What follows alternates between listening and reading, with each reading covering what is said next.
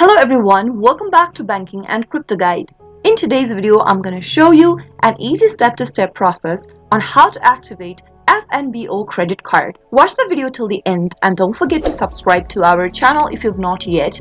Press the notification bell so that you'll never miss another upcoming upload from us. To activate your FNBO Credit Card, you can simply go ahead and log in or enroll into your online account. So in order to do that, simply go ahead and open up a web browser and in the web address bar type in www.card.fnbo.com and press enter on your keyboard.